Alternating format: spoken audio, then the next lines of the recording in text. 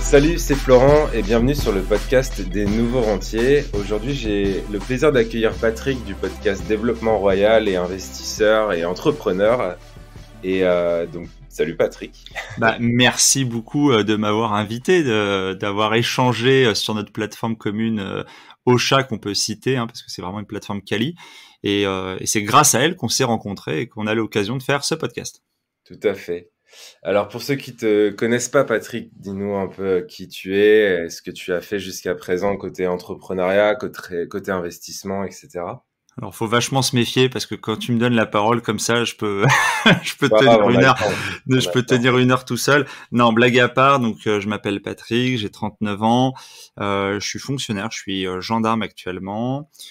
J'ai commencé à investir en 2018 dans l'immobilier. Mais aussi un petit peu par la suite bourse, crypto. Voilà, je me suis un petit peu diversifié. Forcément, si on s'intéresse un peu à ces thématiques-là, on a tendance un peu à ratisser large dans la mesure de ses capacités, de son temps, qui est une ressource rare et précieuse. Donc voilà, et puis j'ai continué comme ça. J'ai, on va dire, 6 lots actuellement d'habitation. J'ai une petite quinzaine de box. Et voilà, pour faire schématique. Après, en parallèle, j'ai créé une conciergerie de location courte durée et je suis en train d'essayer de racheter une entreprise. Mais comme je dis souvent, tant que c'est pas fait, je ne vends pas la peau de l'ours avant de l'avoir tué. Donc sur cette partie-là, je communiquerai plus tard. Mais en tout cas, voilà, je continue un petit peu de développer mon patrimoine personnel et familial avec cet objectif de quitter la rat race, comme on aime à le dire si souvent, ou en tout cas d'atteindre une certaine indépendance financière, un certain niveau de complément de revenus. Voilà, c'est un petit peu l'objectif de tout ça. Et en parallèle, à force d'en parler, à force d'en discuter, à force de qu'on pose des questions, j'avais créé effectivement le podcast Développement Royal qui parle business, web et lifestyle. Tout à fait. Ok. Ouais, c'est comme ça que je t'ai découvert parce qu'effectivement, la plateforme a fait une sorte de média social du podcasteur et c'est comme ça qu'on s'est rencontrés, effectivement. Et qu'est-ce qui t'a donné, enfin là d'après ce que tu dis, tu t'intéresses vraiment à plein de domaines différents. Qu'est-ce qui t'a donné finalement envie de commencer cette aventure de l'indépendance financière? Qu'est-ce qui t'a lancé un petit peu sur ce chemin? C'est une assez longue histoire. Alors j'ai pour tout te dire, je suis en train. C'est marrant parce que les auditeurs ou les gens qui me suivent et qui me connaissent savent que je suis sur la relecture de mon premier livre dédié à l'immobilier. Donc les premiers chapitres sont disponibles sur les liens pour les gens qui me suivent. On les mettra dans le descriptif si tu le veux. Mais je me rappelle que plus jeune, mon personnage Disney préféré était Picsou. Et Picsou, tu vois, c'était à la fois le canard le plus riche de Donaldville, rappelons-le, mais c'était à la fois un aventurier d'un côté et en même temps c'était un investisseur. C'était voilà, il avait plusieurs casquettes. Il n'y avait pas que le côté financier. Et moi, dans ma vie professionnelle, j'ai toujours suivi ce côté aventure. Je l'ai pas mal vécu, même si on peut faire toujours beaucoup plus. Et il manquait ce côté un peu financier. Donc depuis que j'ai pris l'envol du nid, j'avais eu cette intention de faire le premier achat immobilier locatif, d'investir, mais c'était tu vois, un peu comme des coups d'épée dans l'eau. C'était des efforts qui étaient un peu dispersés, sans réelle, coordination entre les efforts, et donc forcément, ça n'apportait rien. Et à partir du moment où je me suis décider résolument. On dit souvent que ta vie change en une seconde au moment où tu décides vraiment. Alors, on arrive pas loin au moment où on fait cet épisode des fameuses résolutions de la nouvelle année. Et il y a vraiment ce momentum où tu te dis, OK, là, j'arrête de déconner, je prends les choses en main, je décide d'investir, je décide de me former, je décide de passer à l'action. Et pour moi, ça tombait dans un calendrier personnel et professionnel donc en 2000, c'est fin 2015 début 2016 que je prends la décision, Et après, pour des tas d'histoires, pour des tas de questions de rebondissement et notamment moi, j'ai toujours des investissements compliqués, tu vois. Moi, c'est jamais, t'y vas, si tu visites, tu dis d'accord et 3 mois après, t'as le bien. Moi, c'est des trucs qui durent 6 mois, 2 ans, c'est Ouais, des je crois qu'on a vécu successions. un peu la même chose. C'est des investissements un peu compliqués. Donc voilà, mais en fait, j'ai commencé à m'intéresser, à décider réellement en 2015. Avant, c'était en ordre disparate l'intérêt que je portais à ça. Tu vois, je m'y intéressais 20 minutes et puis plus du tout pendant des semaines. Euh, Mm. et à partir du moment où j'ai vraiment mis les bouchées doubles, ouais, j'ai commencé à mettre en place les actions, je dirais, au rendement, on va dire les actions avec qui ont des vraies conséquences, des vrais changements, quoi, qui sont vraiment là pour maximiser tes chances d'aboutir à tes fins. Et du coup, quelle a été ta première action justement dans ce La domaine? première action vraiment concrète, ça a été d'identifier, alors de participer à l'époque où ça se faisait beaucoup, un peu moins avec le Covid, à des événements physiques, des rencontres avec d'autres investisseurs. Je peux que recommander le livre de Tony Robbins là, qui a fait tu sais, I Am Not Your Guru, le reportage Ouais. sur Netflix, qui est un gros comment dire mentor de la PNL aux États-Unis, etc. À l'époque, j'avais pas lu le livre. C'est marrant de le lire maintenant et de voir qu'en fait il y a consensus. L'un des premiers efforts, ça a été d'être un peu dans le mimétisme, c'est-à-dire que comment font ceux qui réussissent, quoi. Comment font Mhm. ceux qui ont déjà atteint ou réussi ce premier pas dans l'investissement immobilier locatif. Donc j'allais aux rencontres, je rencontrais les gens, j'échangeais, j'écoutais les conseils de mecs plus avancés, de mecs qui vendent des formations aussi, etc. Et c'est comme ça que j'ai d'abord, tu vois, dans les actions concrètes, il y avait quelle stratégie j'allais prendre, parce que je dis souvent, c'est marrant, j'en parle dans le bouquin, mais tu vas au séminaire du mec qui fait les garages, tu veux faire des garages, quoi.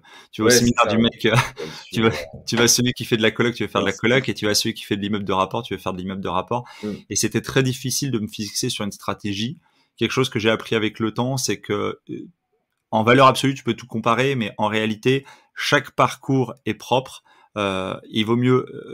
Les Américains disent aussi dans le côté startup, ils disent euh, comment dire, fait vaut mieux que parfait. Et ça, c'est important. C'est-à-dire que à partir du moment où tu es sur des fondamentaux, je me rappelle la première opération, je la jette parce que en gros, je sors 9,80% brut et je me dis mais non, mais c'est de la merde. Tout le monde Mm. est fait, c'est 10 minimum, donc tu vois, j'étais complètement absolutiste.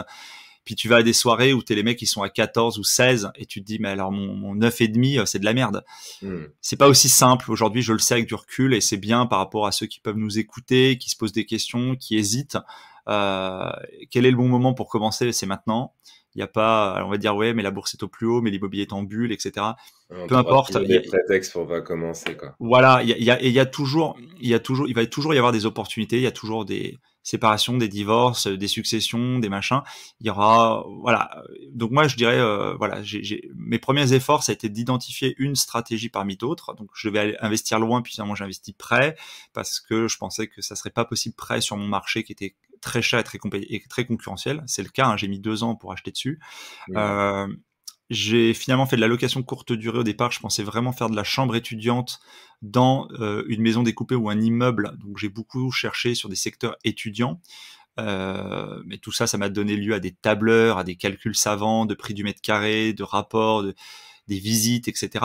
Donc il y a bien eu des moments de désespoir à me dire mais ça n'avance pas, je vais pas y arriver. Et Ouais. en fait voilà, faut persévérer, mettre en Attends. place. Il y a vraiment cette notion pour revenir et pour revenir sur la question du début parce que tu vois j'ai encore digressé. Pas de Il y a souci. vraiment l'idée que quotidiennement il y a une liste de choses. Moi j'ai des do listes interminables, mais il y a des listes d'actions concrètes tous les jours, quoi. Quand tu es en recherche, tu cherches, tu fais ta pige, tu fais tes annonces, tu fais ton truc, etc. Mais bien sûr qu'en amont tu sais ce que tu cherches, quoi. C'est-à-dire que de base, c'est du rétro-planning. Toi, tu es ingénieur de formation, si je dis pas de bêtises, Flo. Yes. C'est vraiment la notion de rétro-planning, moi, que j'ai mis en application, c'est-à-dire où je veux arriver dans 12 mois. Je veux arriver à un achat d'une coloc, voilà. Ok. Où, quoi, quand, comment, pourquoi, par quels moyens, etc. Et découper ça en sous-tâches et les mettre en application quotidiennement. C'est comme ça qu'en fait j'ai commencé. Ouais, c'est vrai que c'est marrant que tu dises ça. C'est vraiment l'objet du premier podcast de la chaîne. C'est de définir tes objectifs de l'année. Donc, c'était à l'époque 2020. Parce que c'est exactement comme ça que je fonctionne aussi. C'est-à-dire que on se met des actions, voilà, qui nous amènent vers nos objectifs, etc. On les met à 12 mois, voire plus, hein. Et en fait, en mettant déjà l'action, bah, notre cerveau, il se met en action, il réfléchit à tout ce qu'on doit mettre en place pour arriver à ce but-là. Alors que des fois, on peut se lancer tête baissée dans un truc et au final, bah, on n'avance pas parce qu'on sait même pas ce qu'il faut faire en premier. Alors que mettre le gros objectif, après, c'est la méthode un peu des petits pas et on va avancer comme ça tous les jours, toutes les semaines et à la fin, on aura peut-être acheté 2 ou 3 parce que en fait, on aura trouvé plein d'opportunités en même temps et on sera peut-être au-delà de nos objectifs. Mais si on se fixe pas d'objectifs, on a du mal à avancer, je trouve. Exactement. Et c'est marrant, un des derniers podcasts que j'ai fait, tu vois, avec Victor Laura du mouvement frugaliste Fire, et il me disait, il y a pas mal de gens qui sur le chemin de l'indépendance financière vont se planter. Tu vois, tout le monde n'y arrivera pas, tout le monde n'arrivera pas forcément, machin, etc. Mais c'est pas grave, parce que forcément que sur ce chemin-là, les gens auront pris en compétences, auront pris seront plus capables de gérer leurs finances personnelles, auront peut-être fait non pas 50 investissements à la chaîne, mais auront peut-être fait ne serait-ce que 1, 2 ou 3 investissements, tu vois. On n'a pas tous vocation à enchaîner, que ça soit, voilà, on n'a pas tous vocation à avoir, à être full crypto ou full action, tu vois, on a chacun des profils et une aversion au risque différente.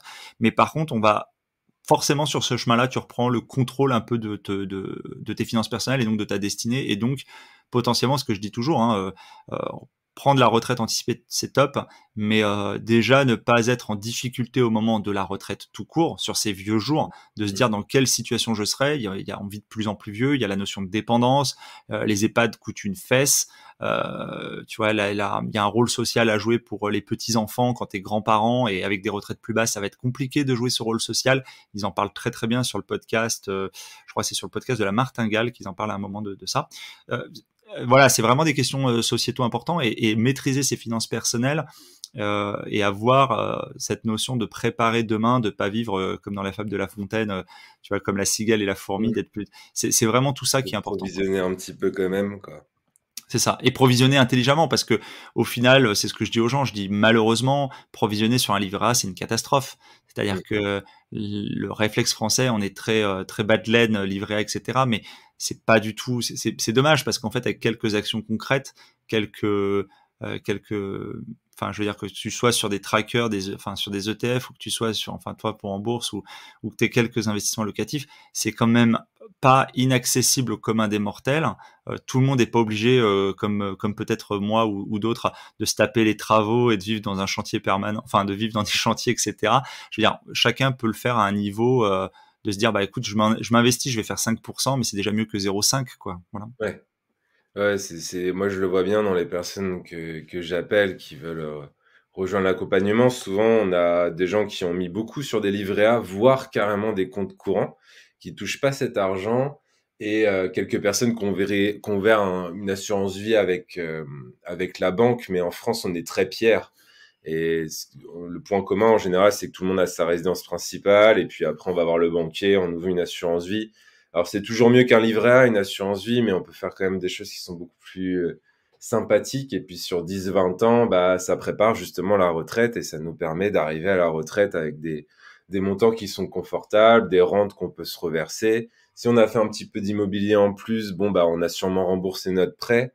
On a un toit, donc on peut pas se retrouver à la rue parce qu'on a un toit. Enfin, c'est bête, mais avant d'investir dans l'immobilier, j'avais pas réalisé ça. C'est-à-dire que le fait d'avoir un investissement immobilier, t'as un gros problème dans ta vie, bah tu peux pas te retrouver à la rue parce que t'as un toit, quoi. Ouais, sauf si tu payes plus ta taxe foncière, sauf si tu payes, Oui, non, faut te sauf si faire t'es dégager, saisi. mais Ouais, dégager à cette petite période où au moins tu peux retourner dans un appart, repartir de zéro, quoi. c'est clair, c'est clair. Et du coup, toi, tu en es où dans cette quête? Parce que du coup, tu as commencé en 2015, tu as dit, tu as commencé à acheter en 2018. C'est ça. Fin 2015, hein, c'est vraiment 2016. En fait, 2015, j'avais des grosses échéances professionnelles, de la formation, etc. Donc vraiment, ma disponibilité entre guillemets, de temps et intellectuel, elle était plutôt en 2016. Donc c'est vrai que ça met 2 ans, en fait, pour faire la première acquisition. Donc, sur des montants qui sont des montants de la plaque parisienne, quoi. Donc tu fais des investissements à 170K pour des studios, quoi. Travaux finis, je parle, hein, aménagement, travaux, Parce que etc. Mais qui celui qui dégageaient. ne peut pas investir en région parisienne, bah, en Ouais, fait, c'est c'est ça. la preuve vivante que c'est possible. Ouais, non, non, c'était possible. Voilà, après c'était un très bon coup. Tout le monde, enfin les agents immobiliers à qui j'ai coupé l'herbe sous le pied m'ont dit vous le ferez une fois mais pas deux, etc. Bon, en tout cas sur ce secteur-là, oui. Sur d'autres secteurs, pas forcément. J'ai réitéré. Mais c'était un dossier compliqué. Mais comme on dit souvent, notamment dans l'immobilier, pour gagner plus, en général, il faut lever des dossiers compliqués, des dossiers avec je sais pas, des levées d'insalubrité, des problèmes de succession avec plusieurs ayants droit, des problèmes mécaniques ou comment ça s'appelle, administratifs, comme la création de l'eau, la création de compteurs, enfin ne serait-ce que des gros chantiers de travaux, hein, beaucoup de travaux, ça peut faire peur, ça peut être mal chiffré, mal évalué, je le sais, j'ai eu des dépassements de budget de travaux l'année dernière personnellement. Voilà, donc tout ça sont effectivement des choses dans lesquelles en immobilier, quand tu acceptes de relever des problèmes, c'est exactement comme je dirais en bourse, si tu acceptes de t'investir dans la connaissance et dans la gestion de ton portefeuille, tu vas forcément probablement maximiser tes gains. Tu as plus de chances aussi de te planter sur des trucs, mais tu peux potentiellement aussi maximiser tes gains. Donc où j'en suis, écoute, comme je te disais, pour faire une grande volée, ça représente à peu près un peu plus de 500 cas d'encours. Ça fait à la fois en nom propre et en SCI, silo d'habitation, 15 box. Là, je suis à nouveau en recherche de projet. En réalité, j'en ai à peu près 2 ou 3 sous le coude. Donc, quand je dis sous le coude, c'est parce qu'on est sur, il manque une signature par-ci, ou alors il y a encore deux trois questions à lever par rapport à des dossiers bancaires ou des choses comme ça. Mais donc là, on en est là. Et sur les recettes, on va dire sur ce qui reste, je suis sur des opérations où on étale entre 10 et 12% brut à peu près par mois en moyenne. Sur de la pierre qui est à la fois patrimoniale, comme je disais, parce qu'elle est en plaque parisienne quand même, de la pierre qui est province, donc ville de 8-10 000 habitants, plus rurale, et à la fois j'ai encore un bail d'habitation classique, mais la plupart de mes la plupart de mes habitations sont plutôt là actuellement gérées en location courte durée, puisque j'ai une vraie expertise au travers de ma conciergerie. On peut la citer, hein, la conciergerie royale, s'il y en a qui cherchent et qui veulent voir ce que je fais, donc ils peuvent me retrouver. Donc j'ai une vraie appétence pour ça, et donc ça permet aussi de dynamiser un peu les rendements. Et puis j'ai encore un bail d'habitation classique, et sinon j'ai du box, donc voilà, j'ai vraiment un peu différents produits, quoi. Et t'as pas eu t'es locataire ou t'es propriétaire de ta résidence principale? Nous, c'est particulier. Nous, de par ma fonction, en fait, on est logé par nécessité absolue de service, c'est-à-dire qu'on a Oui. un logement de fonction. Donc ça, c'est un gros avantage, Oui, mais ça passe c'est problème. c'est pas tout à fait innocent. Quand je disais que quand j'ai embrassé la carrière, je savais qu'il y avait cette notion de logement de service. Moi, j'avais familialement, mes parents avaient été propriétaires, puis après ils étaient plus propriétaires, et il y avait la notion que, écoute, rentre en administration, pourtant ils étaient pas fonctionnaires, mais rentre en administration, il y a des belles carrières à faire, etc. Comme je dis, j'avais le goût de l'aventure, donc ça m'a un peu orienté quand même, et j'ai vécu de grandes aventures au travers de l'institution.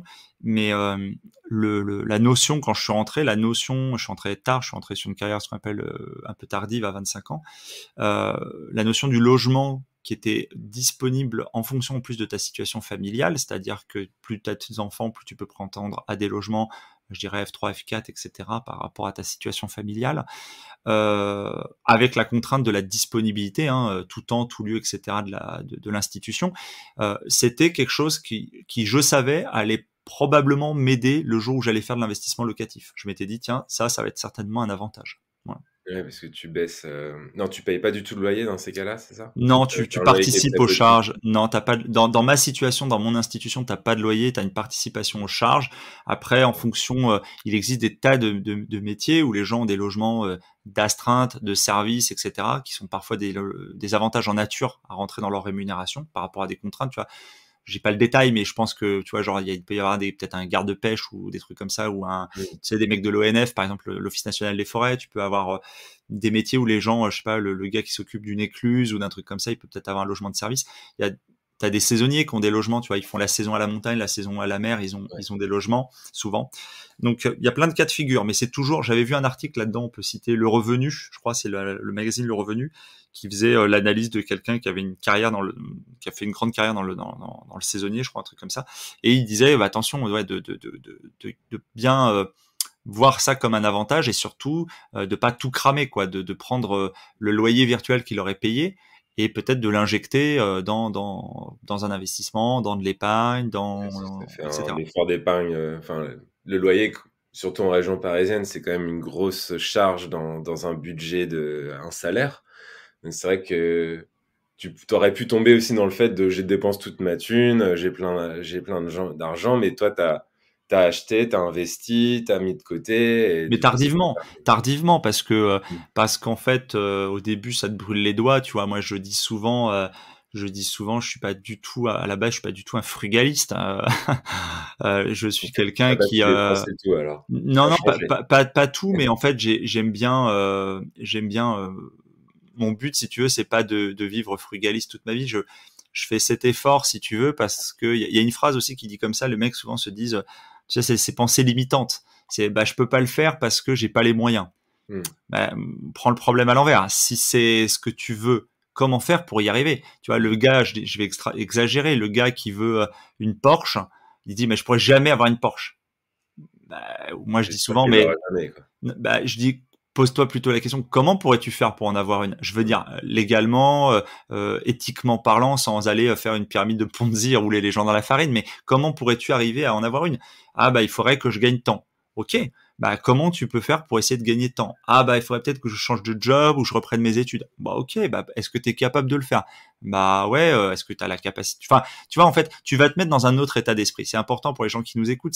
C'est vraiment, c'est ça qui va conditionner comment c'est le but qui conditionne tes actions. Si tu te dis non mais je peux pas, c'est pas à ma portée, il va rien se passer, il va pas y avoir un miracle quoi, à part de faire un ticket de loto gagnant.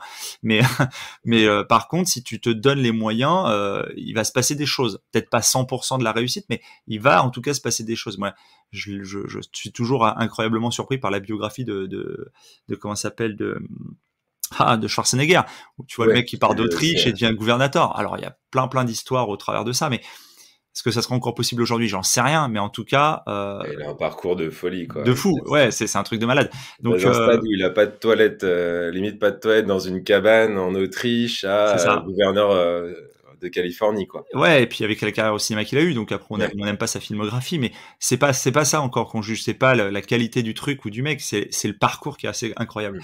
Et mais ça c'est lié vraiment à une disposition intellectuelle de se dire non, on s'interdit rien. Je veux dire, on s'interdit rien de penser, on se dit juste comment éventuellement on peut faire pour y arriver. Voilà. Et donc moi, ouais, je cramais vraiment. Enfin, j'aime bien les belles choses, tu vois. Bon, je sais pas, je suis Apple addict, tu vois. Ça fait beaucoup rire Mm. les gens. Les gens viennent me voir en disant c'est un spécialiste de la pomme, tu vois. Donc c'est des produits qui coûtent une fesse. Moi, je les aime bien, je les trouve super, super dans ma vie de tous les jours. Mais c'est clair que ça serait complètement pas raisonnable avec un salaire moindre. Et c'est clair que si tu veux renouveler, etc., bah tu peux toujours faire un leasing sur X temps. Mais si tu veux que ça soit de ton niveau de vie, bah, il te faut éventuellement avoir quelque chose, enfin, tu vois, des revenus qui conviennent. Les gens vont dire, ouais, mais tu peux le faire en salarié. Certes, mais, enfin, à ce moment-là, on va pouvoir élever l'échelle. Tu veux une Tesla, tu vois. Tu veux Mm. une Tesla, je sais pas, la voiture elle fait 60 000 euros. Tu dis, bah, c'est peut-être pas une voiture pour quelqu'un qui gagne, je sais pas, moi, une tranche entre 2 et 3 000 euros, tu vois. En réalité, c'est fait pour des revenus supérieurs. Si tu veux l'avoir, bah, t'acceptes de rouler peut-être en punto et puis Ouais. investir comme dirait enfin tu vois c'est Kiyosaki qui dit en fait la différence entre le mec qui roule dans une Porsche qui est riche et le mec qui roule dans une Porsche mais qui est en leasing, c'est que le riche en fait ce sont ses investissements, c'est le capital qui lui a payé la voiture, c'est Ouais, pas lui qui s'est l'investissement payé, actif paye pas, il a pas échangé son temps contre une voiture quoi, voilà. Mm. Bref, je pense que tes auditeurs sont déjà assez habitués à ce genre de choses. Non, mais c'est vrai que c'est hyper intéressant d'avoir aussi ton point de vue là-dessus. Je reviens sur la partie immobilier. Tu dis que tu as emprunté jusqu'à 500 000, donc en nom propre, SCI, etc. Est-ce que tu as rencontré des difficultés particulières pour les financements? Est-ce que... Ouais, c'est assez marrant. J'avais fait pareil, j'ai dit délibérément le chiffre parce il est gros sans être gros en fait. Hein. Je dirais, alors il est gros évidemment pour le gars qui est tout seul et qui est au SMIC et qui nous écoute et qui démarre, c'est normal. Il est moins gros pour plus ça va, plus je me rends compte qu'il y a des gens quand même qui ont des très fortes rémunérations et qui nous écoutent aussi. Euh, il est pas indécent ce chiffre. Hein. Je pense qu'il arrive à un moment, moi j'ai des auditeurs, enfin j'ai des gens qui passent sur le podcast, on peut plus trop parler de chiffres parce que tu sais tu peux avoir soit de la jalousie, soit de la critique, soit du Mmh. hater, soit un risque aussi d'agression. Moi, j'ai déjà des gars qui m'ont dit, je parle plus de chiffres, Patrick, je communique plus trop sur mon train de vie parce que j'ai déjà eu la voiture fracturée, on m'a déjà volé du matos, etc.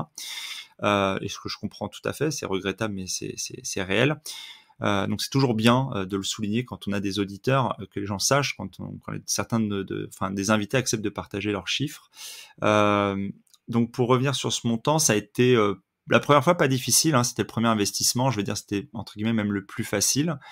Et le 2 et le 3 sont arrivés en fait à peu près en même temps. C'est un autre studio. Et en fait, quand j'avais l'autre studio, c'était très compliqué. C'était un dossier compliqué encore. Je me suis dit, bah non, mais je vais pas que attendre après. Je vais continuer de chercher. Je voulais faire de l'immeuble de rapport en province. Donc j'ai trouvé l'immeuble en cherchant. Hein. Je dis souvent, quand on cherche, on finit par trouver. Hein. Ouais, ouais. Si on trouve pas, c'est qu'on cherche mal, ou qu'on cherche pas, ou qu'on croit qu'on cherche, mais en réalité on cherche pas. On fait sa pige une fois tous les 6 mois, bah ça peut pas marcher versus le mec qui l'a fait tous les matins. Mmh. Donc je trouve l'immeuble en même temps, et donc je fais le tour de des banques pour cet immeuble, ce qui semblait être une formalité. On avait un peu d'épargne, on le faisait en essayer avec mon épouse, elle travaille, etc. Donc les montants étaient pas déconnants, on pensait pas avoir vraiment de difficultés, et au final je me suis tapé 25 banques. Ouais, Voilà. c'est vrai que Donc je te posais la question. voilà, 25 banques. Donc quand les gens disent ah mais ouais mais bon j'ai eu 3 refus, ça va être compliqué, je dis t'as pas vraiment essayé. Ah si, j'ai eu 3 refus de banque. Je les engueule, je dis non t'as pas essayé. Trois banques, c'est pas essayer.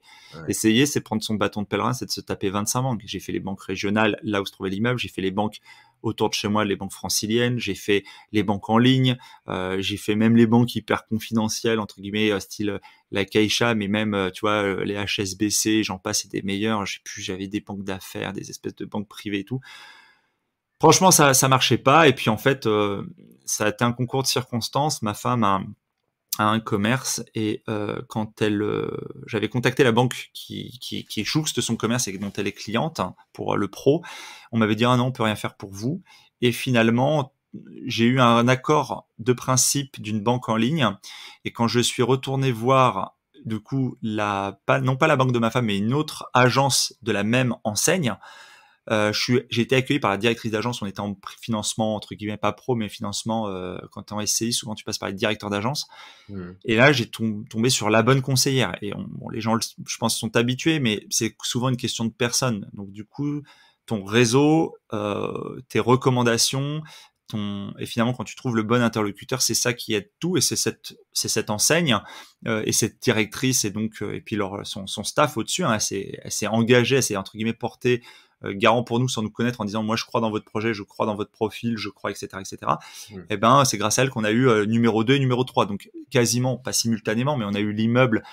Tu vois, on signe décembre 2019 l'immeuble, et on signe février 2020 le studio en plus, Avec en région financement parisienne, dans la même banque, donc elle dans t'a la tout même banque. financé?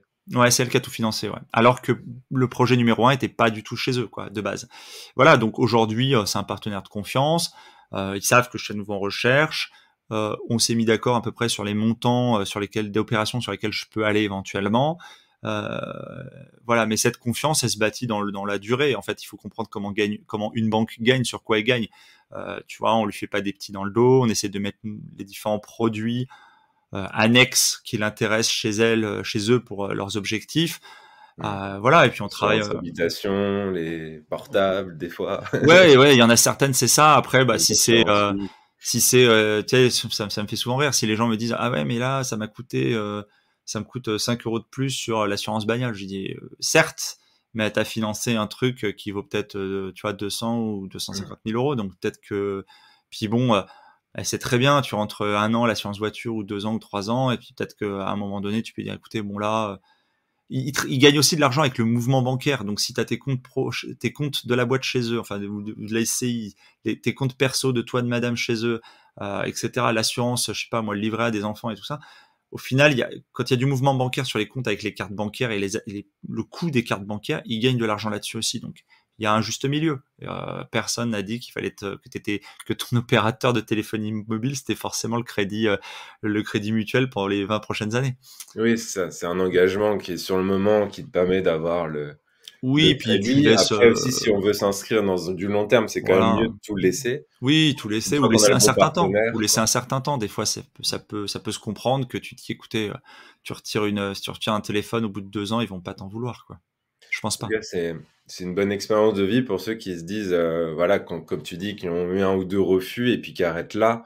Rien que t'écouter, te dire que tu as fait 25 banques et que C'est tu as ça. trouvé finalement. Et en plus, ce qu'il faut savoir, c'est que quand on a signé le compromis, alors je sais pas comment ça s'est passé pour toi pour le compromis, mais on a que 45 jours pour signer, Ouais, alors, pour trouver le financement, quoi, en général. ouais, alors c'est pareil, il y a tellement de choses à dire, mais de base, t'as effectivement, généralement, on dit ouais, ça va être dans 3 mois. Des fois, on prolonge un petit peu parce qu'on se dit il y a les périodes de congés qui vont tomber dessus, donc ça travaille moins, etc., etc. C'était effectivement le cas. On avait un truc dans ce goût-là. Après, on avait dû un peu pousser le truc de base parce que quand tu achètes plusieurs lots, que tu achètes à une SCI, que tu constitues ta SCI toi de ton côté, etc., on avait déjà dû rajouter 1 ou 2 mois de plus. Donc on n'était pas charrette. À la base, on n'était pas forcément en retard. Moi, j'avais tout de suite mis le feu parce que j'avais déjà un petit peu d'expérience là-dessus. Donc j'ai pas perdu de temps. Tu vois, je suis sorti du truc. J'avais tout de suite booké des rendez-vous, des machins, etc. Ouais. Mais au T'es allé final, rendez-vous avec toutes les banques. ouais, avec quelques-unes, j'avais pris genre peut-être 3 ou 5 rendez-vous. Et Hmm. quand j'ai vu que les 3 ou 5 matchaient pas, là tout de suite, j'ai dit ok, c'est bon, je ratisse plus large. Et j'étais sûr que dans les 10 premières, ça allait matcher. Et quand j'ai pas eu les dans les 10 premières, ouais, il y a eu un coup d'abattement, mais je me suis dit, Hmm. je me suis interdit d'échouer. Je me suis dit, ce n'est pas possible. Ce que je vois, les autres vont le voir, ils vont se rendre compte que le truc est bon. Donc, il est hors de question que on jette l'éponge maintenant, quoi. Hmm. Voilà. Juste trouver le bon interlocuteur, quoi. Bah, Mais c'était quelque chose, pour te donner un ordre de grandeur, je crois qu'on fait une opération à moins de 250 financés. Donc, tu vois, ça devait être, dont 64 travaux, donc 180 d'acquisition acte en main. Et on sortait en prévisionnel. J'ai plus les chiffres en tête. Attends que je calcule vite fait. On devait sortir 2005 de prévisionnel. Donc ça fait du quoi? Ça fait du 30K par an. Donc tu vois, on était ouais, sur c'est 300. largement au-dessus des 10%, Ouais, quoi. largement. Voilà, tout à fait. Donc je me suis dit, je vois pas où est le problème, quoi. Tu vois, je Ouais, comprends. des fois, on se demande comment les banques elles calculent les risques ou ce genre de choses. Ça peut être hyper frustrant aussi parce que nous, on a mis du temps à trouver une bonne affaire. On a les calculs, ils sont très très bons. Et derrière, en fait, on trouve pas le partenaire financier. C'est un peu. Ouais, et puis en plus, tu vois, je veux dire, tu peux prendre des ratios, te dire, c'est peut-être ils sont pas en capacité de supporter la charge sur leurs épaules, ou ils ont pas assez entre guillemets un fonds de roulement, c'est-à-dire leur trésor perso couvrirait pas, ne serait-ce que tu vois quelques échéances de prêts non soldés. Enfin, il pourrait y avoir des ratios comme ça, mais en l'occurrence non. On avait un tapis, on a un petit tapis d'amortissement financier, on avait des salaires, une stabilité professionnelle, etc. Donc vraiment, j'étais assez. C'est plus, je pense que c'était plus une peur de secteur, une méconnaissance de ce marché-là parce que c'était un marché de province. C'est plutôt ça en fait les objections que j'ai eues, le fait que j'étais multibancarisé, j'avais ouvert des comptes dans toutes les banques en ligne, mais parce que je faisais déjà, alors c'est anecdotique, mais tu vois, je louais un peu ma voiture, j'avais pris toutes les primes, tu sais, un peu chez Les tout le primes monde avec, d'ouverture des comptes. ouais, je faisais un peu, je fais un peu beaucoup moins, mais je faisais un peu de parrainage dans les différentes banques en ligne, etc. Donc c'était un peu rigolo. Ça n'avait pas forcément mais pour eux c'était considéré comme multibancarisé, donc profil à risque. Et donc je pense qu'en termes de scoring, il y avait un truc qui s'affichait rouge sur ma poire en disant bah là il va pas être fidèle chez nous, il va pas revenir chez nous, j'en sais rien. Mais Ouais. bon, ça a pas facilité. Je crois que ça a été quelque chose, un point négatif. Voilà. Ouais, c'est là, c'est important de trouver vraiment le bon partenaire. Mais bon, une fois que tu le trouves, après, c'est lancé. Ça te permet probablement de faire d'autres opérations par la suite. Et du coup, C'est ça. c'est quand même sympa, quoi.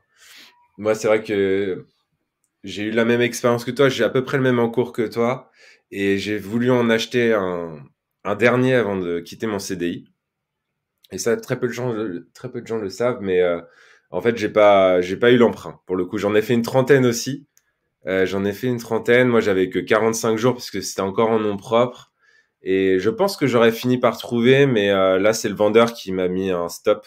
Euh, Il a refusé de il a prolonger. refusé de prolonger la deadline. Ouais. Et heureusement, j'avais pas de signe, enfin de séquestre et tout. Donc, du coup, Bah, j'étais tranquille, quoi. tu peux avoir un séquestre si de toute façon tu as tes refus de prêt, tu avais du coup eu des Oui, refus de j'avais mes prêt. 3 refus de prêt, donc de toute Bon, façon, j'avais aucun voilà, souci avec ça. t'aurais récupéré ton séquestre de Le toute seul façon. truc que j'ai perdu, c'est l'édition de l'acte Ouais, du compromis de vente, quoi. Ouais, et 6 ou 700 balles, peut-être, ou Voilà, 500 balles c'est de... un moindre mal, mais je pense que je l'aurais eu. Après, je me suis dit, après, bon, c'est le destin, voilà, il y Fallait a pas de passer la main, fallait m'appeler, fallait me dire j'en ai un, ouais. super, il est pour toi.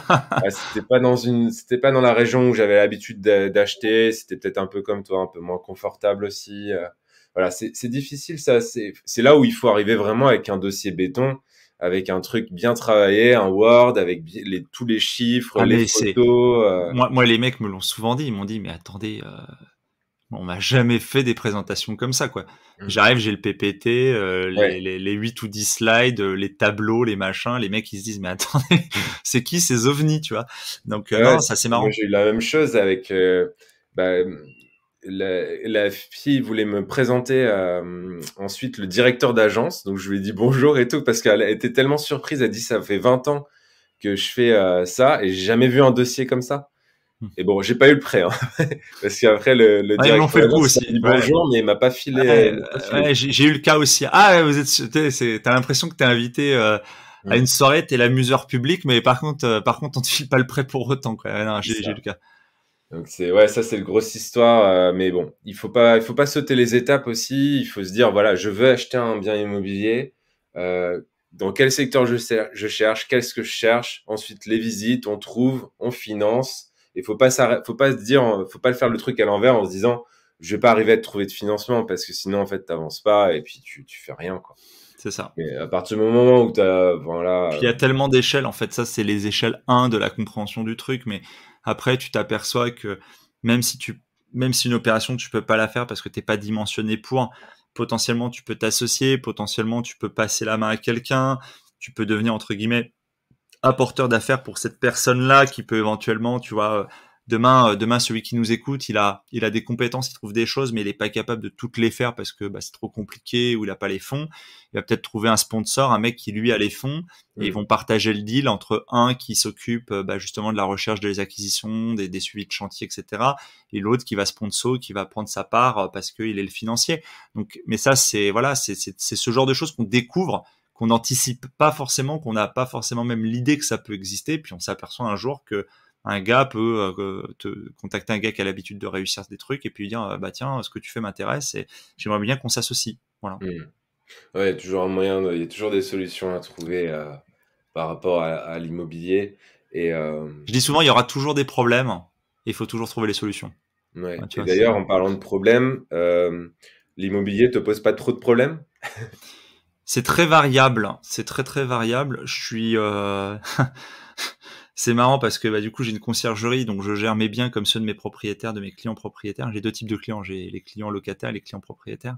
Mhm. Et je dis souvent, il y a une anecdote par jour. Alors j'exagère, il y a des jours sans évidemment, mais la dernière en date, c'est l'équipe logistique qui m'appelle en plein week-end, en plein pont là, il y a 15 jours, il y a 10 jours là. J'arrive à, j'arrive au Mont Saint-Michel, je descends de ma voiture, mon assistant numéro 1 m'appelle et il me dit, je lui dis c'est urgent, il me dit oui. Et on vient de se faire piquer un canapé, quoi. Les mecs ont embarqué un canapé tout neuf d'un studio. Tu vois, le canapé, il est à Mais non, 1500 balles. Ils sont partis avec. Si, mais bah, non. il laisse une ardoise pour la location, il t'embarque un canapé, etc. Ah ouais. C'est malheureusement très très très rare. En 3 ans, c'est la première fois qu'on a un vol de cette nature-là. C'est pas le premier vol, mais c'est la première fois qu'on a un vol de cette taille-là. C'est la première fois qu'on a un litige avec comment dire un préjudice aussi important parce qu'il nous laisse une partie de la location en ardoise. La location suivante, du coup, on pouvait pas la faire, donc on a dû annuler la location suivante. Donc c'est un manque à gagner, plus le vol du canapé, etc. Patati patata. Au final, c'est un préjudice à 4000 € à peu près, tu vois, pour Ouais, donner les grandes masses. ouais. C'est très compliqué parce que quand si c'est moi avec 3 ans de recul, bon bah tu le mets dans perte et profit, t'accuses le coup, tu te dis bon bah voilà là c'est pas une très très bonne année qui commence mais enfin qui se termine mais en tout cas ça fait partie malheureusement sur l'ensemble d'un parc, ça peut être un problème. Quand t'es tout seul, c'est ton premier investissement, ça fait 3 mois que t'as démarré, ouais ça te plombe complètement le moral, tu vois. Pour Mhm, arriver mhm. à remonter là-dessus, c'est faut être fort et se dire d'où l'idée de communauté, d'où l'idée d'avoir un réseau et de dire putain il m'est arrivé ça et les mecs te disent mais tu sais c'est rien, tu vois, c'est du matériel, tu vas te refaire, tu vas Il faut rebondir. prendre du recul sur ce genre Faut être capable de, ouais, voilà. Comme je dis, je préfère encore ça que le mec, il te fasse une crasse avec, qui dégrade l'appartement, tu vois. Je préfère encore un vol qu'une dégradation, mais il y a pas de. Donc des anecdotes, si, il y en a plein, des problèmes de serrure, des problèmes de trucs bouchés, des problèmes de. Je me rappelle avoir rencontré en soirée Guillaume Melguir je prononce certainement mal son nom et je m'excuse s'il nous écoute, du club immobilier qui disait les gens me voient comme un mec qui a 100 ou 150 ou 200 lots, je crois. Bien sûr, bon maintenant il a un gestionnaire, il a des mecs avec lui, etc. Mais il dit à un moment donné où il était peut-être qu'à 50 lots. Bien sûr que mon téléphone sonne, tu vois. Bon, moi j'ai mis en place des actions. Souvent les locataires ont pas mon numéro direct, ils ont le numéro pro, donc tu peux filtrer, etc. J'ai un collaborateur. Mais bien sûr qu'il y a une friction parce que il y a un moment donné, t'es quand même le mec en haut de la pyramide que si vraiment il y a une grosse galère, comme là un vol, les gens t'appellent et te disent bon, il y a quand même eu ça, qu'est-ce qu'on fait quoi. Voilà. Ouais, c'est important de bien déléguer, mais bien sûr après. Et puis ça arrive souvent le soir, le week-end. Je sais pas pourquoi. Ouais, c'est toujours, C'est toujours l'effet domino. Ça arrive jamais tout seul. Ah bah je crois j'ai eu pareil, j'ai eu un autre coup. Alors ça c'était le paroxysme, hein, le coup du vol, mais je crois que une semaine avant, tu vois, il y a des semaines très très calmes où il se passe pas grand chose et heureusement, sinon ça serait une catastrophe. Les gens qui nous écoutent disent mais c'est des malades, je veux jamais faire comme eux. mais j'ai eu il y a 10 jours, j'ai eu quoi? J'ai eu le même soir, hein. C'est incroyable, c'est pas 2 soirs différents, c'est le même soir. J'ai eu un enchaînement de c'est quoi, j'ai eu là un siphon, enfin une douche bouchée, donc ça c'est pas encore trop méchant, douche bouchée plus radiateur en panne, plus donc les locataires dedans qui ont froid du coup, plus heureusement ça arrive en première partie de soirée à 18-19 heures, plus derrière un locataire bloqué dans une salle de bain, c'est-à-dire verrou qui pète. Alors il faut savoir que c'était une porte neuve, mais c'est des portes où les mécanismes coulissants à l'intérieur, par souci d'économie, je pense, il faut des bouts de plastique sur le système de coulissement plutôt que de mettre la clenche qui sort est en métal, mais le mécanisme à l'intérieur est en plastique. Et ça, je l'ai découvert à cette occasion. Et donc, c'est le serrurier qui me l'a expliqué, parce qu'il a dit, le plastique a pété, quoi, une petite fragilité dans le plastique. Du coup, le mec à l'intérieur, impossible de manœuvrer la serrure, quoi.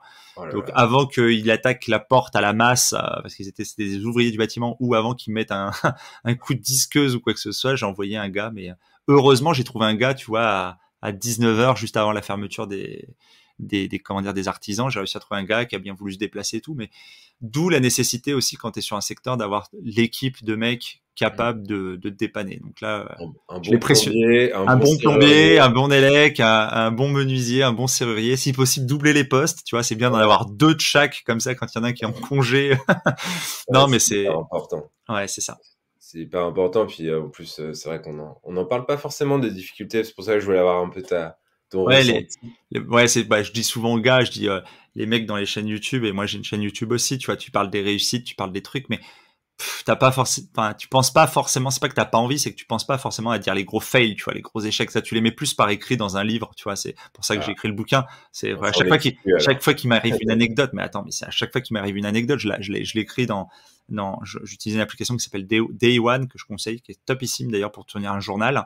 Et donc j'écris dans le journal, je me dis, je me venge sur le page blanche, je me dis putain, mais c'est pas possible d'avoir. Et d'ailleurs, ça appelle à une autre conséquence. Les gens me disent, mais attends, avec autant de galères, pourquoi tu continues l'immobilier, tu vois? Tu dis, parce que l'immobilier, il y a l'effet de levier. Mais en valeur absolue, je dis souvent en valeur absolue, si on me filait, si j'ai 100 000 euros là tout de suite, est-ce qu'avec 100 000 euros, je vais acheter de l'immobilier, ou est-ce que 100 000 euros, je vais acheter par exemple des titres boursiers avec des dividendes ou des trackers? Je pense que je vais sur des trackers, tu vois, ou sur l'achat d'une entreprise éventuellement. Mais avec 100 000 euros tout de suite, je pense pas que j'investisse en immobilier. J'investis en immobilier parce qu'il y a l'effet de levier. S'il n'y avait pas l'effet de levier, c'est-à-dire que si on me prêtait pas cet argent, on va pas me prêter 100 000 euros pour acheter des ETF. On va éventuellement me prêter éventuellement pour de la SCI papier, tu vois, éventuellement, SCPI, pardon, SCPI papier, du titre de l'immobilier papier éventuellement. Mais, d'ailleurs, il y en a plein qui vont là-dessus, qui se disent, moi, j'ai pas du tout envie de gérer, c'est un métier, vous êtes des malades, je préfère aller sur de la SCPI. Si on a du capital et un capital conséquent et qu'on a envie de diversifier un petit peu dans l'immobilier, que pas avoir que des actions, les SCPI, on te sort entre 6 et 7%. Mais même par le levier de la dette. Même par le levier, c'est vrai qu'on peut emprunter à la banque aussi. Ouais.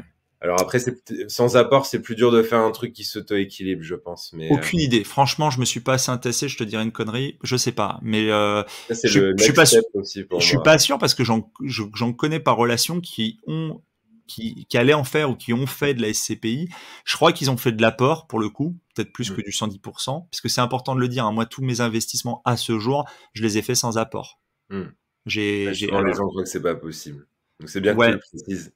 ouais. Et sur des durées, moi, je suis sur des durées en moyenne, j'ai du 25 et j'ai du 20 ans. Les derniers, c'est sur du 20 ans. Mais je fais comme toi. Donc Voilà. les auditeurs peuvent Mm. penser que c'est possible du coup. C'est ça, enfin, après, tout ça, c'était avant crise Covid. J'ai des connaissances qui m'ont dit qu'ils avaient réussi à faire des opérations post-Covid. Donc, je crois que d'ailleurs, tout ça s'est un petit peu calmé de ce côté-là sur la défiance post-Covid. Mais écoute, j'ai pas de financement actuellement en recherche ou en cours ou accepté. Donc, je peux pas te dire si c'est toujours d'actualité. Mm. Mais voilà. Après, c'est pareil, tu vois, c'est ces sacro-saintes prescriptions de dire jamais d'apport. Non, c'est pas jamais d'apport. Si tu as 10 000 sur ton livret à 0,5 qui pionce et que c'est ou 20 000 et que ça permet de déclencher un achat financé par la banque, bah vas-y quoi, tu vois, c'est pas. Mm. Bah, c'est le dernier recours, quoi. C'est que si on cherche du 110%, et puis si l'opération est vraiment très intéressante, que tu as de l'argent de côté, moi c'est pareil, les deux premiers, j'ai pas mis d'apport. Le dernier, c'était l'immeuble. Bon, les banquiers ont vu l'argent qui traînait un petit peu sur mes comptes. Ils m'ont dit, bon, bah, ce serait bien de mettre 8 000 € de votre poche. Hmm. Donc voilà, je les ai mis parce que c'était la troisième opération, c'était plus compliqué. Voilà. Oui, et puis il y avait aussi quelqu'un qui avait dit justement sur une autre émission, l'endroit d'où ça vient, je reciterai pas la personne malheureusement, mais ça me revient pas, mais qui disait des fois le fait de mettre de l'apport quand t'en as pas mal et que ça te déplume pas, ça rend une opération qui était à la base sur le papier pas forcément extrêmement rentable, enfin pas très rentable ou moyennement rentable, ça peut la rendre rentable le fait de mettre de l'apport parce qu'en fait tes conditions de financement changent et en fait tu dis ouais mais c'est con. Bah, pas tant que ça, parce que si tes liquidités, elles étaient pas très dynamiques et qu'en fait, ton immeuble, il est à 10% avec l'apport, enfin, tu vois, c'est un calcul, tout est relatif, quoi. Il n'y a pas de valeur absolue, je pense. Ça s'analyse au cas par cas.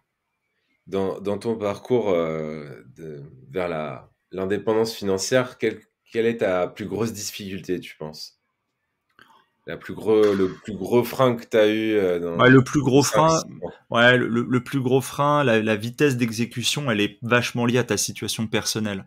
Moi, j'ai mis du temps à le comprendre. Enfin, il y a eu deux gros freins. D'abord, le premier frein, ça a été de m'émanciper de la présence et des conseils des personnes qui n'étaient pas elles-mêmes investisseurs, notamment la famille ou des choses comme ça. Ça, Ton ça a mis entourage. vachement de temps. Ouais, ça a mis vachement de temps et j'en parle dans le bouquin de le comprendre, de l'accepter. Aujourd'hui, c'est plus du tout compliqué. C'est devenu presque une blague en fait quand je fais un truc et que c'est pas péjoratif. C'est vraiment que les gens s'inquiètent. Ils n'ont pas l'habitude. C'est assez éloigné de leurs propres convictions et de ce qu'ils sont et de ce que leur univers a été. Quand nos parents empruntaient à 12,5%, forcément, c'est compliqué de se transposer sur notre propre période. Hmm. Mais du coup, ils sont toujours inquiets, ils ont peur qu'on se gaufre et c'est normal. Et c'est bien aussi parce que des fois, ça permet de compenser trop d'enthousiasme. Donc, c'est bien d'avoir un regard un petit peu plus prudentiel, prudent, si on peut dire, voilà. Mais ça a été un vachement freinant. C'est-à-dire que moi, j'ai mis du temps. Tu vois, je faisais un pas en avant, deux pas en arrière. Dès qu'on me faisait peur un peu, ça. Oui, parce que t'en Et quand, parlais mécaniquement, t'en parlais autour de toi, et puis autour de toi, on Et j'ai te toujours freinait à chaque continué de fois. parler. Je trouve que c'est important. Ça m'a plus apporté que desservi de parler autour de moi, de partager, de rencontrer des gens. Et ces rencontres qui me nourrissent et c'est ces rencontres qui ont donné lieu au podcast et c'est ces rencontres qui aujourd'hui font qu'on est là tous les deux et on Hmm. a des auditeurs. Et moi, je persiste à croire que, tu vois, je dis souvent en France, les Français ont un problème avec l'argent mais pas avec le cul et les Américains ont un problème avec le cul mais pas avec l'argent. Hmm. Euh, Moi, je pense qu'il n'y a pas de problème à parler d'argent. Bon, après, il faut peut-être pas en parler avec tout le monde, etc. C'est un autre sujet, mais euh, C'est en tout comme cas, l'humour, quoi. ouais, mais en tout cas, ça m'a fait toujours j'ai eu de très très belles rencontres et des associations sont nées de ces échanges. Donc moi, je continue d'en parler assez ouvertement. Et pour ce qui est du plus gros frein, donc ouais, c'était je dirais pas qu'il faut pas en parler à ses proches et tout garder pour soi, mais faut arriver à analyser le truc, à prendre un peu de distance. C'est un parcours. Il y en a qui vont mettre 10 ans à le faire, c'était plus ou moins mon cas. Il y en a, ça va aller plus vite, mais surtout maintenant qu'ils ont conscience et que des gens comme moi en parlent ou qui peuvent lire à ce sujet, tu vois, ça permet de plus vite intellectualiser le truc et de s'en rendre compte. Ouais. C'est un peu le syndrome de Kiyosaki, un père riche, père pauvre, hein, le mentor versus le père qui ne l'est pas. Lui, ça arrive très tôt dans sa vie, donc plus jeune, donc il a comment dire, il régurgite cette information en tant qu'enfant beaucoup plus rapidement dans sa propre vie. Moi, c'est arrivé beaucoup plus tard. Mais ça, c'est le point. Voilà, ça, c'était un premier gros frein. Et le deuxième gros frein, c'est la disponibilité ou le temps. C'est-à-dire, je dis souvent, j'ai attendu d'être père de famille, d'avoir une petite fille, etc., pour attaquer. Nickel, impeccable. À un moment donné de ta vie où tu as le plus de contraintes et de responsabilités, tu vois, tu rentres le soir, t'as pas que toi à t'occuper, tu prépares le repas, le bain, etc. Donc forcément, tu rappelles pas les gens, tu fais pas ta pige à cette heure-là, tu vois, en te disant, je vais commander un truc vite fait, ou au pire, je mange pas et je mange sur le pouce en scrollant le bon coin. Pas possible. Donc ouais, ça a été les deux. C'est pas du tout une contrainte. Je suis hyper heureux et épanoui de cette vie de famille maintenant. Mais c'est vrai que si j'avais été plus malin, j'aurais certainement attaqué plus tôt. J'aurais mis en place plus d'actions plus jeune. Et aujourd'hui, je serais beaucoup plus avancé dans le parcours. Maintenant, je suis où j'en suis. Mon frère m'a dit t'es pas à la bourre. Il me dit t'inquiète pas, détends-toi, t'es pas à la bourre. C'est mon frère plus jeune de 7 ans et il vit à Londres et je lui dis certes, mais j'ai pas le sentiment d'être hyper en avance non plus, tu vois. J'ai toujours un peu cette cloque au fond de moi, je me dis je fais 39 ans cette année et certains diront putain mais si t'es vachement à la bourre, il y en a ils ont fait 4 fois mieux, tu vois, déjà à cet âge-là. Je dis certes, mais on a chacun notre vitesse ouais, il y a toujours mieux, il y a toujours pire et on a chacun notre vitesse d'exécution et de réalisation. Et voilà, si j'arrive à par exemple ne serait-ce que faire je sais pas un investissement immobilier par an, bah je serais content, tu vois, d'avoir cette vitesse. Évidemment que j'aimerais faire mieux, il y en a qui feront certainement mieux, mais on a chacun notre vitesse d'exécution. Ok. Et après la plus grosse difficulté, quelle a été ta plus grosse erreur sur ton parcours? C'est une bonne question. C'est une bonne Ça question. se trouve, t'as pas fait d'erreur. Non, non, non, non, non, non. Mais si, j'ai certainement fait des erreurs. Bah, une comme ça à laquelle je pense, c'est une erreur de budget. C'est-à-dire que l'année dernière, quand j'ai fait financer l'immeuble, j'avais des devis travaux que j'avais senti trop bas. Et en fait, je me suis dit, c'est la province, c'est moins cher. Et en fait, il y a eu un changement d'entreprise, les devis ont doublé, donc il a fallu faire plus d'apports en capitaux propres pour finir la rénovation. Le changement de l'assainissement, ça parlera pas à tout le monde, mais l'assainissement, c'est l'évacuation des eaux usées. Donc il y a bien tout à l'égout, mais il est à l'extérieur de la propriété, donc il y a une conduite en fibro, il y a une pente qui était 1 cm au mètre, aujourd'hui c'est plutôt 2 cm au mètre, on rentre dans du technique. Du coup j'ai dû rajouter une pompe type sanibroyeur mais collective, ça a un coût, etc. Tout ça c'était pas bien budgétisé, donc ça alourdit un peu les travaux. Donc ça c'est des erreurs, mais c'est pas des erreurs. Enfin, heureusement, ça n'a pas été très grave, on avait de l'épargne, mais c'est plutôt, on aurait pu faire ça d'ailleurs, on aurait pu différer, attendre dans le temps, etc. Mais c'est comme j'ai cru à un moment donné qu'on avait un problème, qu'on était peut-être, tu vois, sur un sol en argile avec le gonflement rétractement de l'argile, c'est-à-dire que ça engendre des mouvements de sol. Je me suis dit putain merde, j'ai fait le con, je suis sur une mauvaise parcelle, ça risque de bouger et l'immeuble va se fissurer. Ouais. Bon, j'ai fait une ou deux très mauvaises nuits avant de me rendre compte qu'en fait il y avait pas ce risque-là, mais voilà, faut pas confondre vitesse et précipitation, faut savoir se poser les bonnes questions, faut pas hésiter à consulter les autres. Moi j'ai souvent payé tu vois un peu de l'expertise, architecte des PLG ou des choses comme ça en me disant bah tu te dis ouais c'est con si tu payes 1000 balles alors qu'en fait t'as peur d'un truc qui n'existe pas, mais des fois vaut mieux être sûr. Moi je dis souvent quand il y a un doute il y a pas de doute, quand t'as un doute faut vérifier le truc, il faut pas hésiter à être un peu curieux, suspicieux dans ces trucs là. La plus grosse erreur, donc ça le budget travaux c'était un peu une grosse connerie, enfin une connerie qu'on a récupérée mais c'était un peu chiant. Donc c'est important d'avoir un petit peu de capital de côté quand même. Et si tu as tout mis Ouais, à la banque pour emprunter, bah, il te reste plus rien. Et là, tu peux vraiment te retrouver dans. il y a un gars dans une émission sur un groupe Facebook qui en parlait très très justement parce qu'il disait ouais fait chier tous ces mecs sur YouTube qui disent endettez-vous à mort sur des immeubles énormes et puis devenez rentier. Il dit mais putain le jour où il t'arrive une connerie sur ta charpente de couverture et que ou ton ravalement ou que t'as toutes tes chaudières qui pètent et que t'as 20-30 000 balles à mettre sur la table, t'es un peu dans la merde, quoi. Tu vois, il disait, c'est un gros patrimoine, c'est aussi des grosses responsabilités et c'est aussi, faut bien mesurer le risque que tu fais peser sur tes épaules, etc., quoi. Et il a pas tort. Il y avait eu un Capital ou un Zone Interdite où on voyait un jeune comme ça qui avait investi dans un immeuble de province, il essayait de s'en débarrasser et je me rappelle, il avait tout je crois que tout le sol s'était effondré. Enfin, il y avait des gros. Ouais, en faisant de la démolition, je crois que sa charpente s'était pété la gueule. C'est ça, ouais. C'était dans un immeuble de province et en fait, il avait sous-évalué complètement c'est souvent un point, moi, quand j'ai visité ces derniers temps, je suis allé avec des gens avec plus de compétences, qui sont des amis, qui sont devenus des amis investisseurs ou partenaires, qui ont des cursus soit en maîtrise d'œuvre, soit en ingénieur structure, et qui te disent, tu vois, souvent on s'attarde à la rénovation intérieure, mais de la cloison, de la distribution de pièces et de la plomberie, enfin tu vois, tout ce qui est secondes œuvres, ça va, ça chiffre vite, mais c'est pas horrible. Le bâtimentaire, tu vois, charpente, couverture, maçonnerie, mur porteur, IPN, fondation avec micro-pieux, etc. C'est plus du tout les mêmes budgets, quoi. Si t'es sur un gonflement, rétractation des argiles, que les gens se rendent bien compte, mais c'est arrivé il y a plein dans la région de France qui sont touchés par ce phénomène. Tu mets des micro-pieux béton selon la profondeur, selon le nombre de pieux, etc. Tu peux te retrouver sur un pavillon de 100 mètres carrés au sol, tu peux te retrouver avec 100 000 euros de facture, quoi. Tu vois. Alors quand ça arrive de façon machin, en général c'est l'assurance qui va prendre en compte, mais putain, tant qu'elle a pas pris en compte la facture, tu transpires un peu, quoi. Donc ça peut mettre en faillite personnelle, quoi. Ouais, non, mais c'est chaud. Donc non, mais c'est vraiment chaud. Donc faut faire gaffe, tu vois. C'est un peu comme on dirait en bourse. C'est hyper important. C'est pas du tout à négliger, quoi. Ouais, c'est pour ça, je dirais toujours le conseil qu'on peut donner, c'est quand t'es sur juste un appart dans une copro, tu vois, t'as moins cette responsabilité parce qu'elle est collective. Et puis souvent t'as un architecte de copro, t'as tout un tas de corps de métier qui vont entourer la copro via le syndic. Mais quand t'es sur ta propre truc, faut faire gaffe. Mais même dans une rénovation intérieure de copro, tu vois, t'as des mecs qui vont se mettre à faire, je sais pas moi, une dalle en béton. S'ils mettent une dalle en béton sur une structure bois, au lieu de faire une chape allégée, etc. Attends, ça peut avoir des conséquences sur la structure même de l'immeuble que t'as engendré par une mauvaise évaluation de ce que tu pouvais faire dans l'appartement. Donc, faut faire gaffe, faut se faire accompagner. T'as des mecs, faut pas s'improviser architecte ou maître d'œuvre, quoi. Voilà. Mais j'ai pas fait de grosses conneries comme ça. Je repense aux grosses conneries que j'ai pu faire. Non, j'ai annulé 1 ou 2 compromis parce que j'ai un peu stressé et en fait ça c'était une connerie, je pense, de les annuler. Mais bon.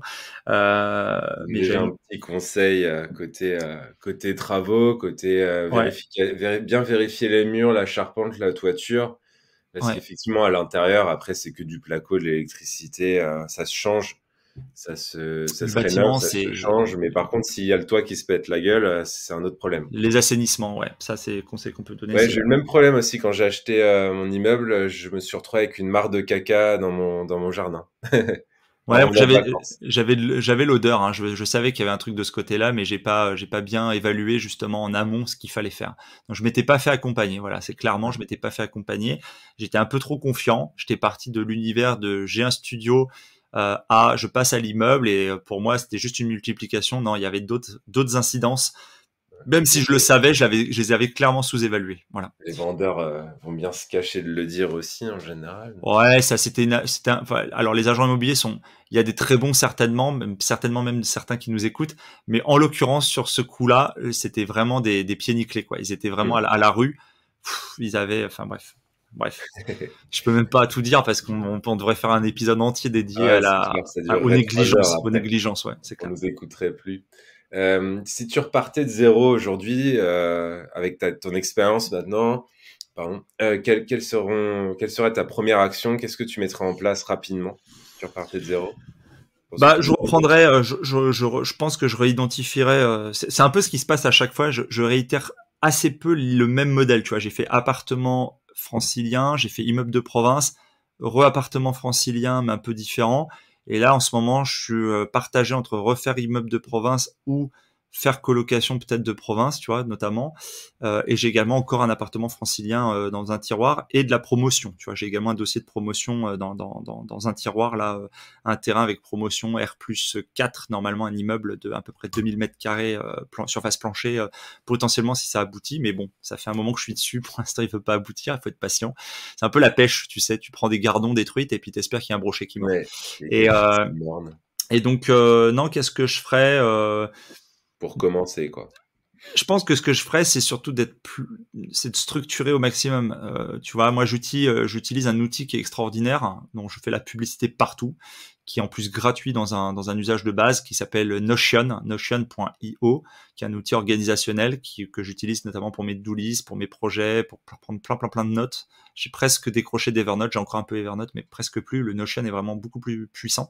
D'accord. Et voilà, je structurerais vraiment l'objectif, etc. Je mettrais beaucoup plus vite aussi une stratégie d'épargne à dividendes et à automatisation, tu vois, d'un point de vue assurance vie, plan d'épargne en action, etc. Que j'ai fait de façon, on va dire, un peu de façon dilettante, tu vois. J'ai pas été très sérieux là-dessus ces dernières années. Je le suis plus maintenant, mais j'ai assez peu optimisé mon côté intérêt composé ces dernières années, donc je le ferai plus tôt. Et sur la partie IMO, ouais, je définirai un peu mieux ma stratégie de départ et peut-être que j'essaierai de me tenir sur une ligne conduite, tu vois. Franchement, c'est difficile à dire parce qu'en ferais la sachant... même chose, c'est-à-dire que tu réinvestirais dans l'IMO et tu Ah bah de mettrais toute façon, je lèverai de la dette puisque c'est l'optimisation de mes encours. Et en plus de ça, ce que je dis aux gens, il y a un effet à pas négliger, c'est que étant assuré sur chacun de mes emprunts à 100% sur ma tête, ce que j'ai toujours fait, potentiellement, s'il m'arrive quelque chose, ma famille est à l'abri avec le remboursement de l'ensemble des encours. Ce qui est quand même pas négligeable. C'est-à-dire que ça aussi, c'est quelque chose qui est sous-évalué patrimonialement parlant, mais qui est un vrai plus, quoi, par rapport. Voilà. Donc non, je pense que je continuerai de faire. Peut-être que alors, pour le coup, j'ai pas fait de Pinel, donc tu vois, j'ai hésité à une époque au tout début. Évidemment, je l'ai pas fait. C'est pas forcément une mauvaise chose, c'est juste que ça ne correspond pas à tout le monde, c'est différent et ça, surtout pas sur. Enfin, probablement très peu sur le chemin de l'indépendance financière en tout cas. Et non, il y a très peu d'investisseurs qui font du Pinel quand même dans l'immobilier. Ouais, alors il y en a, il y a quand même quelques cas particuliers. Tu peux faire du Pinel de l'ancien rénové et faire du Pinel toi-même. Ouais, Alors j'avais entendu parler de ça. ouais, j'ai pas bien cherché dans cette voie-là puisque je l'ai pas, enfin j'avais un peu regardé, ça me semblait pas trop me convenir. T'as aussi des mecs qui font du nu avec du déficit foncier parce que ça correspond à une certaine stratégie. Avec le risque quand même d'un ce qu'on appelle le cash squeeze. T'es toujours en permanence en train de rechercher. Non, là, pour répondre à ta question, qu'est-ce que je ferais avec l'état des connaissances aujourd'hui? Je pense que je resterais sur de l'immobilier Alors, t'as des mecs qui... Je pense que là où tu gagnes le plus, objectivement parlant, c'est probablement sur la promotion, sur la construction. Un des trucs où t'as le moins de galères, c'est probablement les box aussi, mais t'as plein de mecs maintenant dans le box, t'as des formations autour des box, t'as des mecs qui sont spécialisés dans les box. Moi, tu vois, j'ai un peu de tout, quoi. Je pense que je le dis souvent sur mon Instagram, si les gens me retrouvent, je suis l'investisseur caméléon. Tu vois, j'ai du mal à Oui, rester sur un seul produit. chose. Ouais. J'ai pas encore trouvé ma martingale. Voilà, Ouais. j'aime bien différentes choses. Les locaux commerciaux, t'en as... Alors non, ma femme est dans un local commercial, du coup, avec son commerce, mais j'ai envisagé de l'acheter à une époque, j'ai failli en acheter d'autres. J'exclus pas d'en acheter dont je serais propriétaire du business qui est dedans. Tu vois, genre demain, si j'achète, je sais pas moi, si j'achète un restaurant, peut-être que je me dirais, tiens, c'est cohérent d'acheter les murs avec, parce que du coup, mon activité de restaurateur va me payer les murs sur 20 ans et je serai propriétaire des murs le jour où je cède mon activité. Mais non, sinon, j'en ai pas aujourd'hui. Je te posais la question parce qu'on entend un peu de plus en plus parler en ce moment et du coup, je vais savoir si tu avais creusé le sujet. Alors, j'en ai beaucoup entendu parler. Tu as un podcast qui en parle sur la martingale qu'on peut recommander avec en intervenante. Il y avait la nana de... Son nom ne revient pas, mais c'est la responsable chez Se Loger des murs commerciaux. Et je sais pas, il y a quand même un changement de climat. Tu vois, tu as beaucoup plus de boîtes qui sont remote. Oui, c'est vrai que ça va pas dans l'air du temps. Ça dépend des business après. T'as la livraison à domicile qui a quand même tué pas mal de petits magasins de centre-ville. Je sais pas, je suis partagé. Je crois que les gros centres commerciaux ont quand même un problème sur leur business model. Ils ont du mal à atteindre leur seuil de rentabilité avec des loyers élevés, etc. Je suis pas sûr qu'une stratégie full exposée locaux commerciaux. Par contre, tu vois, dans un plan de diversification, d'avoir de la SCPI, locaux commerciaux, centre commercial, par exemple, why not? Mais on dit souvent, tu vois, quand tu achètes un immeuble, si tu as juste un appart et un local commercial, c'est un peu horrible. En général, il te faut, je sais pas, 4-5 apparts et puis un local commercial. Et en gros, ton truc est rentable juste avec tes 4-5 apparts. Tu vois, ton local commercial, faut pas l'inclure. Tu vois, il est vide. S'il est plein, c'est... Donc, ouais. Voilà. Ok. Bon, bah écoute, c'était super sympa de t'avoir et puis de voir un petit peu ton parcours vers l'indépendance financière et tout, parce que chaque investisseur, je pense, a des parcours et des anecdotes qui vont être complètement différentes. Donc je pense, c'est assez enrichissant pour les auditeurs aussi d'avoir plusieurs points de vue, pas que le mien, parce que j'étais beaucoup tout seul sur le podcast. Donc c'est bien aussi merci d'avoir partagé ton expérience. Je sais pas si tu as quelque chose, un petit mot de la fin, quelque chose à rajouter, un petit conseil. Ouais, alors c'est très gentil, hein, et à toi effectivement, je partage ton opinion sur ces échanges. Je sais pas effectivement en fonction de l'état d'avancée, de réflexion ou d'action qu'ont mis en place tes auditeurs. Moi, je dis souvent aux plus jeunes que je rencontre et qui me posent des questions, euh, je leur dis combien de temps vous consacrez à vous intéresser à ce sujet. En fait, les gens ont parfois l'impression qu'en écoutant du podcast, ils sont peut-être actifs, tu vois. Et je dis les économistes des prix Nobel d'économie, hein, on dit avec la lyséconomie, l'économie de la paresse sur les ETF et tout ça, on parlait de mettre, tu vois, 10% ou 10 à 20% de ce que tu gagnes durant ta vie pour préparer ton avenir. Moi, je vais plus loin, je parle de mettre 10 à 20% de ton temps, en fait, à préparer ton avenir. Donc, Mhm. d'accepter de sacrifier, effectivement, ces quelques heures, peut-être, tu vois, de temps en temps, hein, rien n'interdit de regarder du Netflix le soir sur le canapé et de se détendre. Mais de temps en temps, il faut accepter de prendre vraiment un rendez-vous avec soi-même, un rendez-vous comme si tu étais au bureau. Moi, j'ai mon bureau dans l'appart et je me lève tôt. Je pratique souvent le Miracle Morning. Donc, c'est-à-dire, je me lève, tu vois, une à 2 heures avant tout le monde à la maison avant d'aller au boulot et je bosse sur mes dossiers, quoi. Je Mhm. bosse sur mes dossiers ou tu vois, une soirée, je sais pas, ça peut être un soir dans la semaine où je vais dire bah écoute là ce soir 20-22, je suis au bureau et je bosse, quoi. Enfin, je suis dans le bureau et je bosse. Et ça, Mhm. c'est du temps que tu consacres. C'est c'est même plus devenu un sacrifice parce que j'aime bien en fait bosser, c'est devenu un peu un dada.